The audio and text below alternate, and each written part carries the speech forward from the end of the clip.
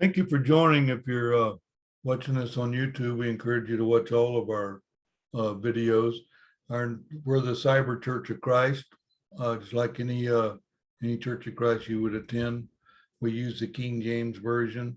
Our normal thing is to get a topic and study on that topic, but we also are always in a position to answer questions with the Bible, Scripture. We won't give you an opinion. We'll show you what Scriptures go with the question. Now, I encourage you to watch some of the other videos. You'll see they're by topic if you find that of interest. But we're easy to get contact with for CyberCOC Christ at Gmail. And we'd love to have your questions for us. Now, today, our sermon is called Honor. And in the New Testament, you can see here on my notes, the New Testament, it occurs 70 times in 60 verses. Now, if you were to look up honor, you wouldn't find it in the Bible. You'd have to have the Old English spelling because it has the U in it. So that's why I have here that that honor in the Bible, especially in the King James, using the more pure language of English, you'll see it's an O-U-R, and that's how you would look it up. So our question is today, and this is the normal thing for us. Normally we have a question and then the answers that go with it. Today's question is it's three parts. What is honor and how does one receive honor? That would mean us personally. And who gives honor to whom? So if I'm something I'm supposed to have, and do I give it out? Because honor is not a carnal or physical thing. Honor is another one of these topics that's strictly spiritual. So since it's spiritually given, then I'd want my spirit to receive it. So I'd like to ask that question: who gives it, and what do I do with it? All right. So the answer today was that this whole lesson answers those three questions.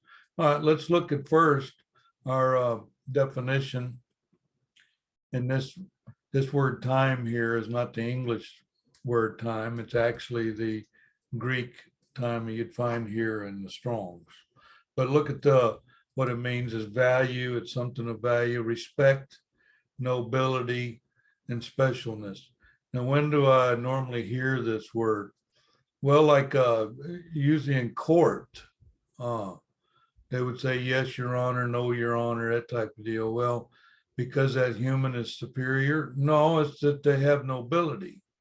They have the robe on, he or she, and the fact that they have nobility, we would call them Your Honor.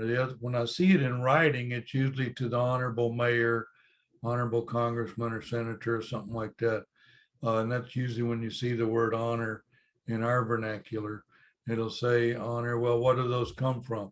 Well, usually from respect and nobility.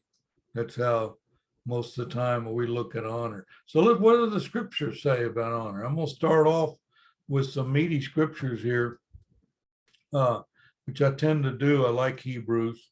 This is Hebrews 2:7 through 2:9. So let's look and see what these have. So let's start off with Hebrews 2:7. And I'm quoting, thou madest him a little lower than the angels. Thou crownedst him with glory and honor, and didst set him over the works of thy hands. All right, so first of all, you're studying with us, we're going to ask, where are the pronouns and who are the pronouns? Can you make them a noun? So this thou is our Father in heaven. And this him would be his son that he chosen, which is our Lord, our master, our high priest. So who made him a little lower than the angel would be our Father, made him a little lower than the angels. What's lower than the angels? We have a whole study on angels, very interesting topic. And we find out they're of superior strength and they actually live up there in heaven. And how would you make him lower? By making him a human being.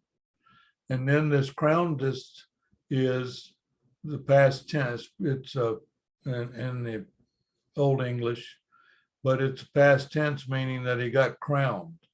And what did he get crowned with? He got crowned with glory and honor. Okay, so I'll go, okay, well, now I'm finding the source already, because it's our Father is the one that has glory that he can give out and has honor he can give out. So you go, hey, I already did that with my son. I crowned him with glory and honor. And then you did what?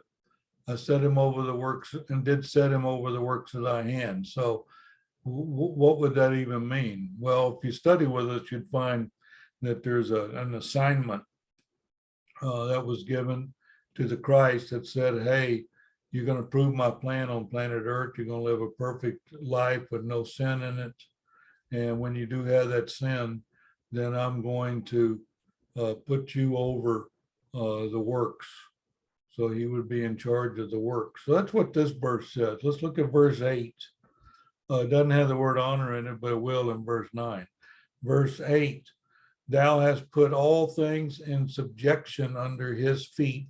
So once again, we have the same two pronouns of his and him. Thou hast put all things, I got that underlined, in subjection. That would mean that you would report to him.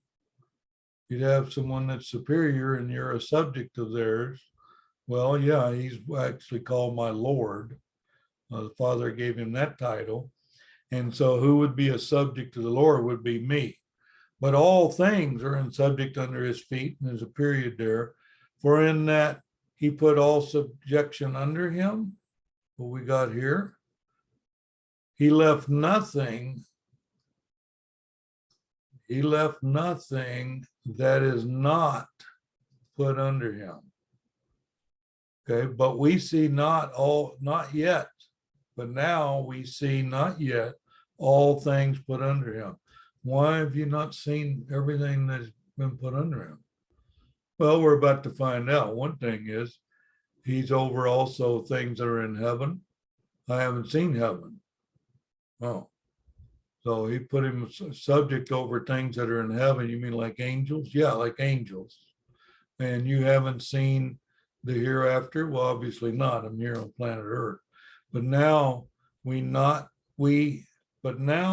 see not yet all things put under him. Well, the word yet in there is pretty interesting because that would mean that eventually I'm going to be able to see it. And you'll find out studying, you get accounted worthy and get into heaven, you would then have all these things revealed. So I could see what was put under his feet and who's subject to him, because there's nothing that wasn't subject to him. And then not yet can we see it, but you will see it. And then let's look at this Hebrews 2:9. But we see Jesus, now I get the noun of who the him and the his was. We see Jesus, who was made a little lower than the angels. That's what you said in verse 7. For the suffering of death, crowned, that's once again past tense, because well, verse 7, I saw where the Father crowned him with glory and honor. Crowned with glory and honor, that he, that's he is who, goes with this noun, Jesus, he, by the grace of God, should taste death for every man. Okay, so when I get judged in the end, I go, well, I lived a human life and then died there on planet Earth. Well, yeah, he lived a life on planet Earth and died. So he's already tasted death. So it tasted death for every man. And then not only that, he got the worst kind of death you could possibly have, which was persecution. He got the death penalty from the government. So we are left with no excuse. He's already tasted death for us. So what I would want to do is, as the Bible said, follow in his footsteps. All right, so that was where my honor was there. He was crowned with honor. So I know one thing, that the Christ has honor because he was crowned with honor. All right, let's look here at 1 Timothy 1:17. Now unto the King eternal, the king would be what? Well, it's not really a pronoun. I mean, it's not, is that a pronoun? Well, no, it's actually a title. So if you study with it, you'd find out like Lord is a title. and then you'll see what are pronouns. And if you can separate pronouns from titles and names, then you've done something in your studies. Okay. So he's called the King Eternal, and he's immortal. And that means he can't die. I thought he already died. Well, he died on planet Earth. The Spirit's still alive, sitting on the right hand of the Father. And so he's now immortal. He's not going to be dying. And if we study Bible, we'll find out our spirit lives on. It's just, what are you guys doing in Cyber Church of Christ? We're looking at where we live on. Our spirit's going to be living forever. We're concerned on where we live, and then what do we want? We want you, the listener, to also be saved in the end.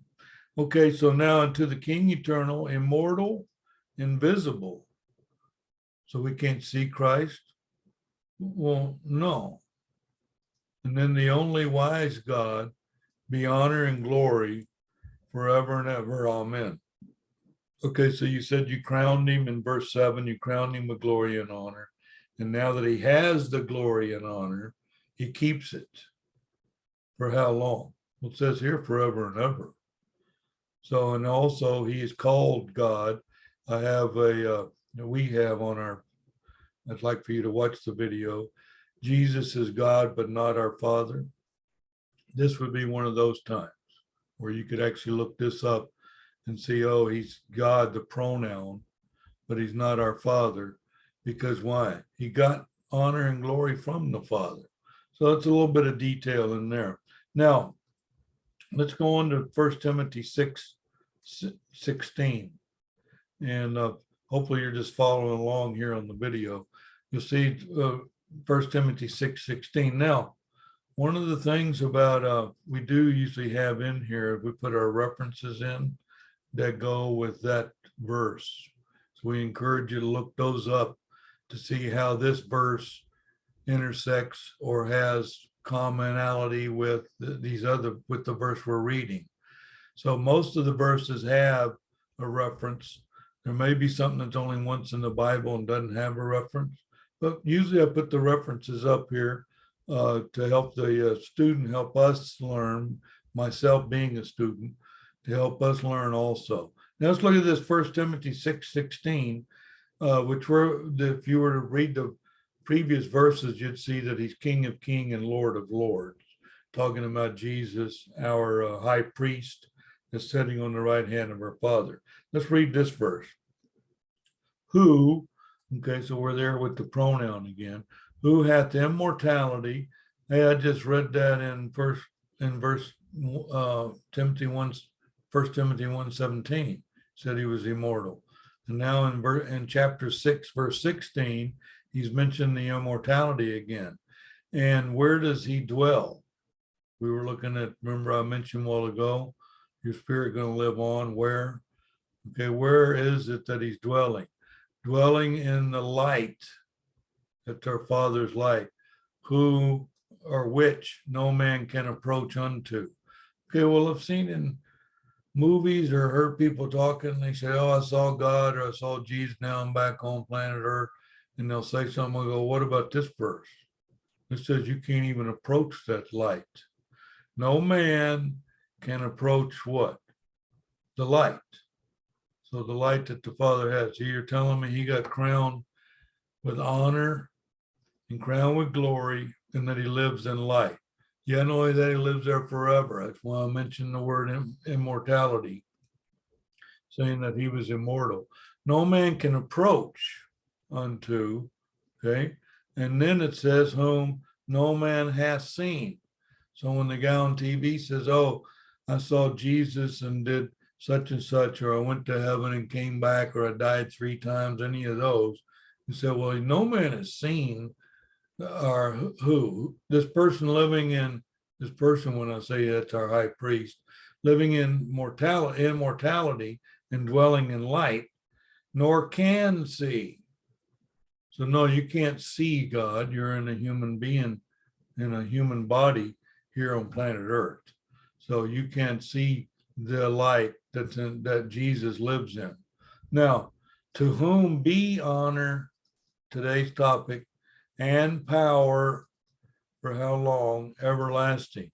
So that's where this immortality comes in. So not only did you crown him with honor and glory, but he has power everlasting. Well, we had a sermon on power, and it kind of goes in with this. This was actually the next video, if you're watching them in order, was power. And now all of a sudden we got honor and power together here. Yeah, how long? Well, it's everlasting. That goes with him being immortal. Not only does he have immortal, he has honor and glory forever, but he also has this power that's what? That's everlasting. All right, and amen. So this who here on this pronoun is a note here saying this who is actually comes from Lord of Lords. So you would see in 1 Timothy 6, it's mentioning Lord of Lords. So what I put in brackets there and in italics that, oh, by the way, this is the pronoun, this is the noun, this is one of his titles, is he's Lord of Lords, with Lords plural being lowercase, and he's the uppercase. All right, so let's look at some more topic here. On honor we receive from man differs from the honor we receive from our Father. Oh, okay. So I could be a judge in a courtroom somewhere and wear the robe, and you would call me your honor. And then you're saying that's different than the honor I would get from our Father.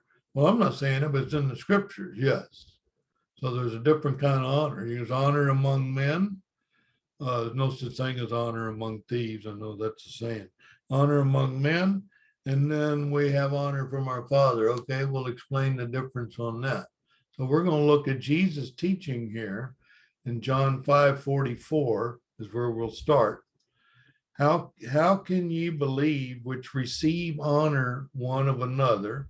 Okay, you mean like I'm on planet Earth and I got honor, I became mayor, and you say, hey, honorable mayor. Yeah, so you received honor from who? Well, from one another. They were my constituents and they called me honorable and gave me honor. Okay, so you receive honor one of another. Yeah, and seek not the honor that cometh from God only. Well, so they are different. Yeah, that's Jesus teaching here, saying, hey, you honor each other. You have some kind of political position or some position somewhere, and you're doing what? Well, you're not getting the honor from the Father. What do I do to get this honor? Isn't that one of our questions at the beginning of the lesson? How do I receive honor? Well, I can see it from man, because he called me your honor. I can actually get honor from one another. So from this another means what? Another human being. Now, what about the honor that I get from God only, which says here? Well, it says right here, you have to seek. Oh, so there's a way to get honor from the Father. Yeah, you would seek it. Okay, well, how am I going to seek honor from the Father? Well, there we go. We're going to look at John 12:26, Jesus teaching. That's why you see it here. I haven't read letter, because Jesus actually, so we're quoting Jesus. And usually when you're quoting Jesus like that, you would have what? Well, most of our publications would use what they call a red letter edition of being red letter. So I like to put it in red letter, showing you that it's our high priest teaching directly. All right, John 12:26. If any man serve me, let him follow me. And where I am, there shall also my servant be. If any man serve me, him will my Father honor. Okay, well, that's where I get it. We're about the seeking honor that cometh from God only. You had that in chapter 5, verse 44. And then in chapter 12, verse 26, it says, oh yeah, you're going to follow. You follow in the footsteps of Jesus. We walk the narrow path to salvation. And what happens?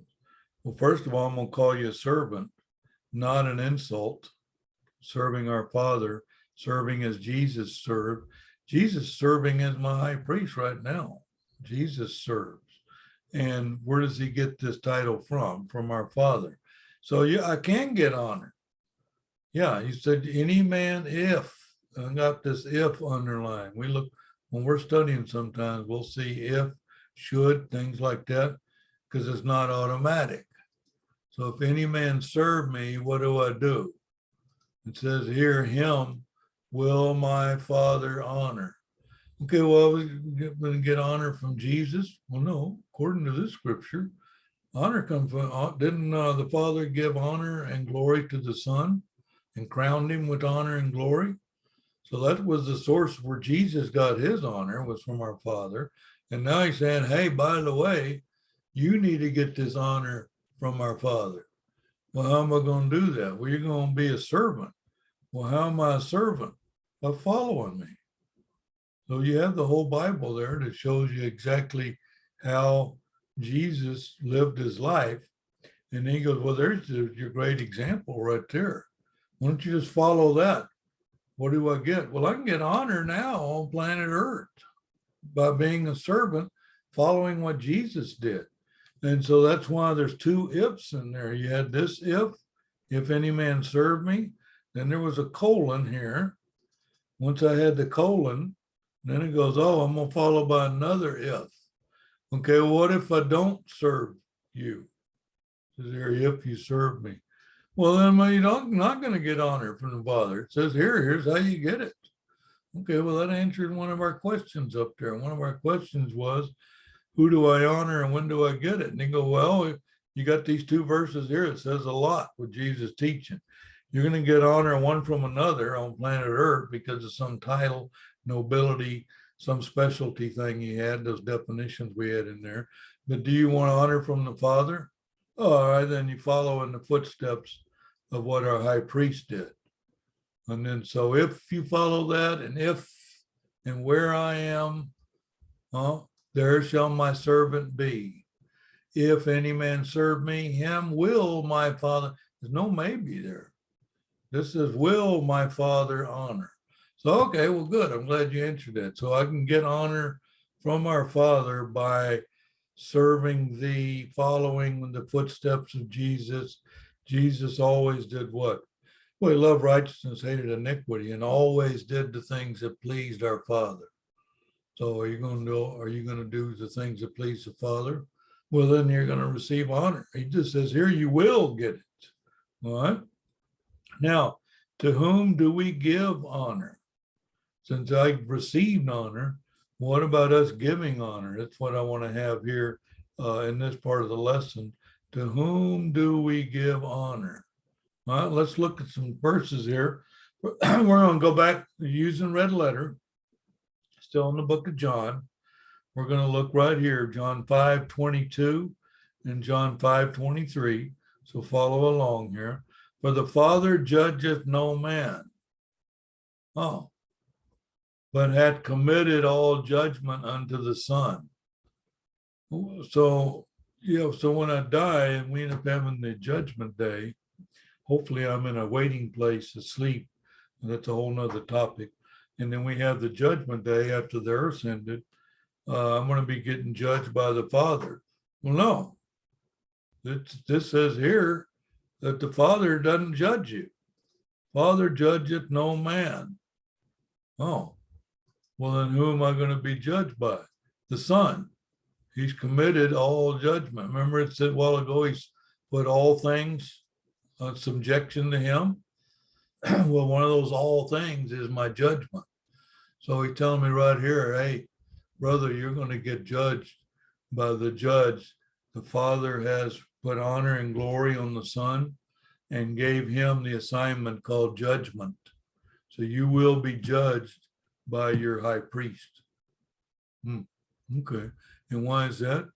Because the Father committed all judgment unto the Son. Committed all judgment. So there's where your judgment comes. Okay, well, you gave me some information. I'm not even going to be judged by our Father. No, study with us. You'll find out. You get judged and then you get presented to the Father in the end. So he's committed all judgment under the Son. And then what do we have here? Another colon. Then the next verse kicks in, that all men should honor the Son. Wait a minute. So I got honor from the Father, following in the footsteps of Jesus is how I got it. And now you're saying I should honor the Son. Well, why wouldn't you? If you're following in his footsteps, he got crowned with honor, and you're following in his footsteps, then you should be honoring the Son. How? Well, even as the Father, even as they honor the Father. Okay, so how much? Let me start that over again. There's a whole sentence here. Honor, all men should, there's the word should, honor the Son, even as they honor the Father. Okay, so I'm honoring Jesus more than, no, not more. I'm honoring the Father more than Jesus. No, not more. You're not honoring the Father more than the Son, and more the Son more than the Father. It says here as. They're both should have honor. If you received honor, why aren't you giving it? It's a spiritual gift. Okay. Now, see, so even as you should honor the Son, even as you honor the Father, he that honoreth not the Son, honoreth not the Father which has sent him. Well, also, I find this interesting that Jesus, who likes to speak of himself in third person, he'll say, oh, Son of Man will do this. And then here he's talking about the Son, because he's always mentioning what? He was adopted, what's called begotten. So he was begotten of the Father, the Son. Now, if you're going to honor, I'm just going to honor the Father. No, we have the word as there. We said as the Father, but he that honoreth not the Son, honoreth not the Father, which has sent him. So he came to do the assignment on planet Earth. I can now get forgiveness of sin because of this blood that was sacrificed. We had that in our prayer of our communion today. There's blood poured forth on planet Earth. And so we owe him honor. What kind of honor? Well, as honored as we do the Father. You should be honoring the Son, you honor the Father. And if you don't honor the Son, you're not honoring the Father which sent him. They are together. So that's why this word as is in here. It has I have an underline, is because, hey, there is no separation. Honor should go to both. The Father, how do you approach the Father? Through the Son. Okay, well, if you have honor, honor is going to pass from us to the Son to the Father. No, that's how that works. Yeah, so if you're not honoring the Son, you're not, how's that going to get to the Father? So, okay, well, that's interesting. So we're giving honor to the Son and the Father simultaneously. Yeah. And does the word should in there? Yeah, that's what you should be doing, meaning you may not be doing that. So hopefully you're learning in this lesson, hey, I got to give honor to our Father. And I'm going to do that through our Son. I'm going to give honor to the Son and at the Father at the same time. And then since he's my mediator, this honor can pass through him to the Father. And you go, okay, you honored the Father and the Son simultaneously. Okay, where'd you find that? John 5:22 and 23. We just read it. He's committed all judgment unto the Son. Now honor the Son and honor the Father that sent him. Okay. Now let's look further down here in the New Testament. We're going to look at Ephesians 6:2 here. 6:2. I read this as a child when I was growing up because there was scriptures that went exactly to children that are on planet Earth. Honor thy father and mother. Okay, well, I saw my father's sin. And saw my mother's sin. So, how does that change the commandment? Oh, so you should be giving honor to your, you notice this is a lowercase f. So you should be giving honor to your father and mother, which is the first commandment with promise. And then I'm going to look in Ephesians 6, if I keep reading, because thou mayest live long on the earth. So I knew this one as a child when I was studying Bible pretty young. But this was always one that stuck out. was that, oh, I need to honor my father and mother. I want to live long on planet Earth. So I knew that as a child growing up. So if you ever want to show children scriptures, first thing, or not first thing, but one of the things initially you want to bring up is this Ephesians 6:2. Ephesians 6:2 says, honor thy father and mother, which is the first commandment with promise. So he's promised you, hey, did you honor your father and mother? Well, then I have a promise that goes with it. It's the first commandment that I have that has promise. First commandment with promise right there. Okay. First commandment with promise is what? Honor thy father. So that's a commandment. Yeah. And we had up there in red letter, you should be honoring the father. That was a commandment. Now you're going to honor your earthly parents, father and mother. All right. So bring that up if you're raising a child. All right, now let's look at this Romans 12:10. Now, if you want to get beat up, you want to take a spiritual whipping, as we'd say, get Romans 12 out, read that. How you're supposed to be treated, how you're supposed to treat your fellow man. Well, this guy did this to me at work. Yeah, you know what? You got commandments. Once you read Romans 12, and it'll tell you still what you're supposed to do, even though man has treated you wrong, you still have commandments. You mean someone did something to me and then I get a commandment? That's correct. Anyway, read this Romans 12. That ought to humble you out. So anyway, I picked one verse out of Romans 12. Romans 12:10, be kindly affectioned one to another with brotherly love, in honor preferring one another. So you prefer those that are in the household of faith, what you would call the church, the members of the church, bride of Christ. Yes, you're preferring that. Well, I have a commandment that says for me to prefer that. Oh, so I may get honor from my fellow man that's not a brother. Correct. But you should prefer getting honor from who? From one another. So if you're in the brethren, and this is what this means, that's why we have this with brotherly love. And when you're doing that, how? That's what this how is, in honor, preferring one another. So you should be preferring those that are in the household of faith. Why? Well, they've gotten into the kingdom, they got the same commandments you have. And if they're honoring the Father through the Son, honoring both the Son and the Father, then aren't you honoring the Son and the Father? Well, then you should prefer with affection and brotherly love one another. You should actually prefer that. You prefer the one that's doing what? That's honoring our Father and the Son, our high priest. So be kindly affectioned. So I have an affection for what? For brotherly love. And it's in honor. That's today's topic, in honor. So one of the questions you had at the top was, how do we get honor? I found that out. Who do we give honor to? Finding that out. I honor my fellow man by calling him your honor, but it's not the same as honor of the Father. And you should prefer one another, the ones that have what? Kindly affection. They're in the brotherhood. That's what this brotherly love is. They're in the brotherhood. Another is called brethren. That means they've been what? Adopted into the kingdom, same as you. So that's who you should be preferring. Preferring one another. And that, by the way, is an honor. So an honor, preferring one another. All right, so I like that. Yeah, read Romans 12 and then humble yourself. All right, and I was going to look at Romans 13:7 here. Romans 13:7, render means I have to give something out. Yeah.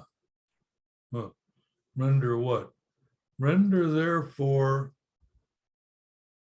to all their dues. Who's ever due something, you're supposed to give it to them. Oh, we promised to pay for such and such. Okay, well, then you give it to them. It says here, rendered all their, are they due the payment? Well, then you pay them. It says here, render, you're not trying to get out of it, are you? Here's you got a commandment in Romans 13:7, says render to all their dues. Well, you said all brethren. It doesn't say all brethren, it just says all. who's ever do something, you're supposed to give that to them. Why would you not? I thought you were following in the footsteps of Jesus. Oh, okay, yeah. Now you had a colon there. Yeah. Render therefore to all their dues. And then what? Tribute to whom tribute is due. Custom to whom custom. So that would also be his due. It's custom to on the custom of your country. They do such and such. As long as it doesn't go against God's will, then I'm going to say, okay, that's what you're accustomed to.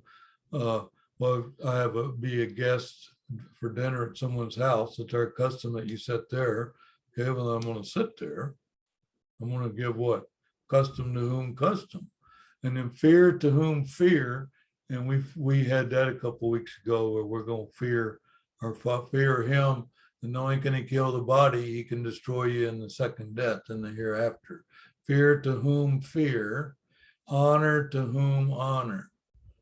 Okay, well, who am I honoring? We already went over that. You're honoring the Father. The other we had up here in Ephesians 6:2, we had to honor father and mother, and then we said, hey, we're going to honor brothers here because we actually prefer one another. So now, you know what you're going to find out studying with us? That all scriptures match. They all intersect with each other. You'll have a verse that has several topics in it. So every time you study that topic, that verse comes up. I mentioned that a while ago about we had that thing about power up here. And then we go, hey, power and honor go together. Well, they're two different topics, but yeah, you'll have that in the same verse or verses that relate to it. You'll find that studying with us, all verses all match. There's no discrepancy in any of them. So we have here, we're going to render what? Well, all that they're due. Who's ever do something, you're going to pay.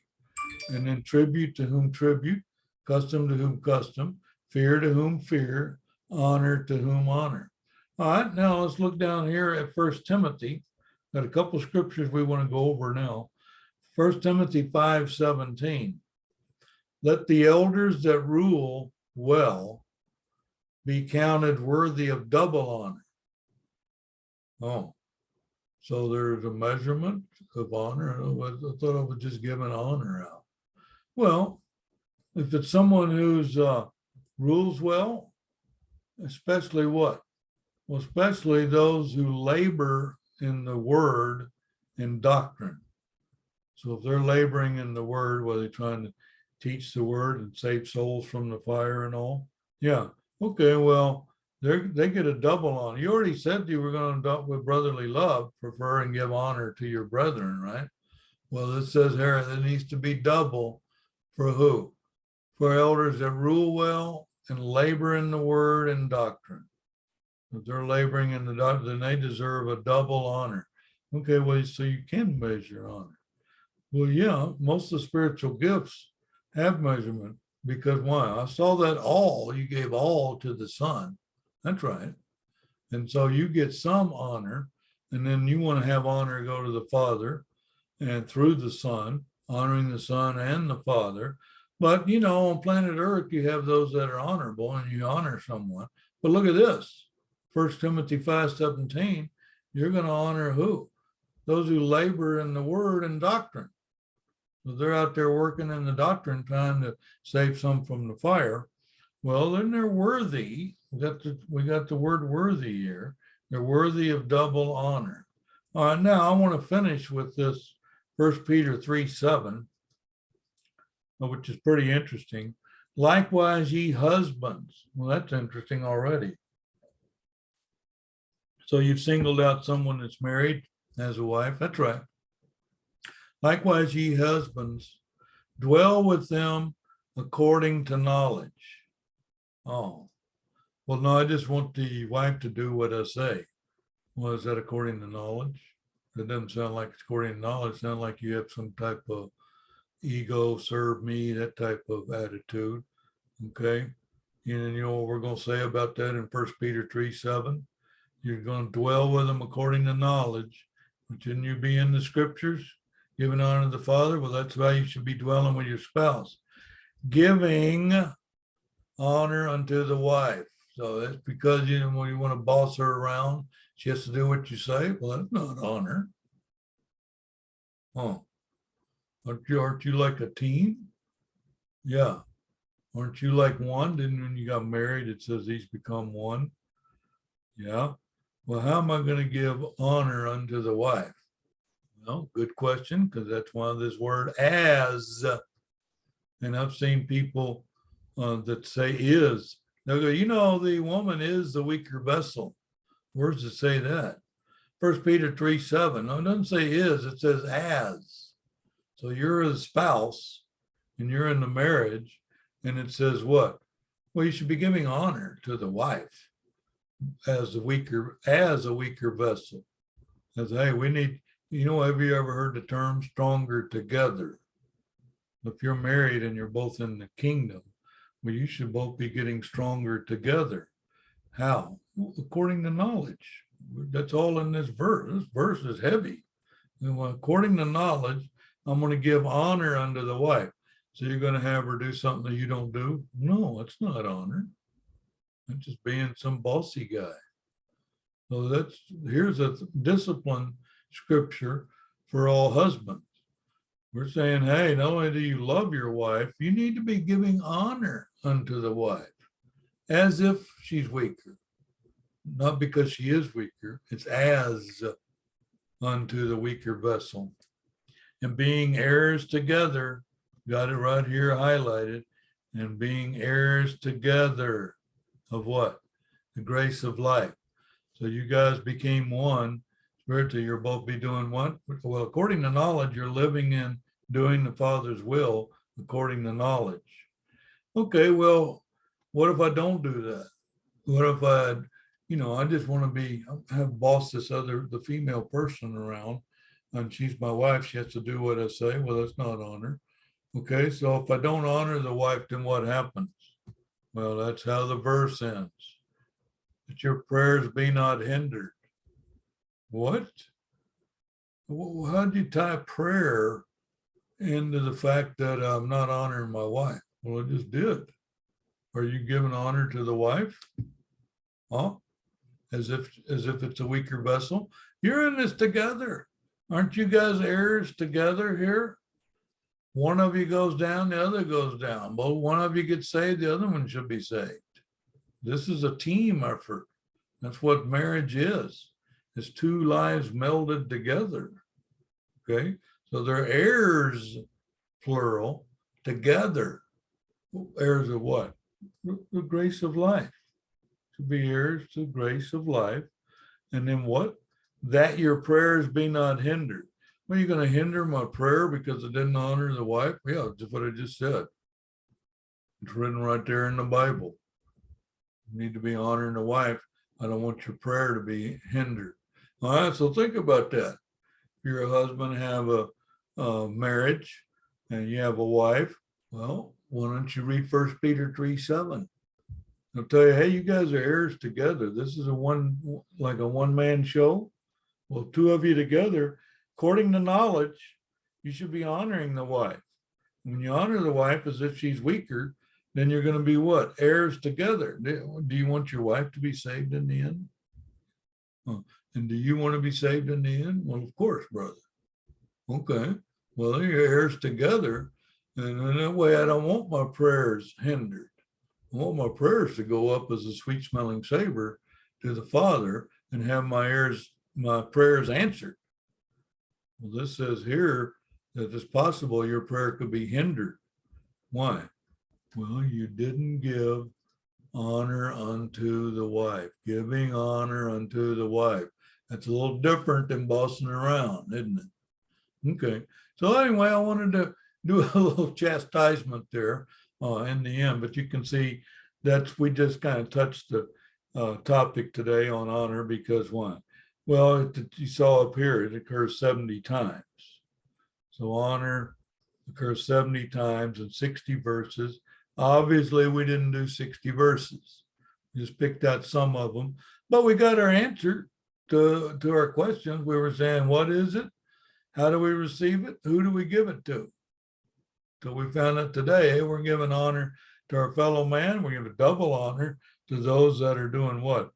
Teaching the word. And then we're giving honor, different kind of honor, the Son and the Father, spiritually honored. Okay, so there's one that's special, and we have respect and nobility. So you find out, I'm going to honor the wife. Yes, you're going to respect. There's respect, and then there's the specialness tied to it. What is the value? Value is your prayer is not going to be hindered. I can say that right off the bat. Now you're both supposed to be heirs together because you both want to be saved in the end. Okay, so anyway, I hope you learned something today. If you're watching the video, continue to watch some of our other videos. You'll find out all these topics all meld together. There's topics inside topics inside topics. Okay, but anyway, I hope you have a great day today.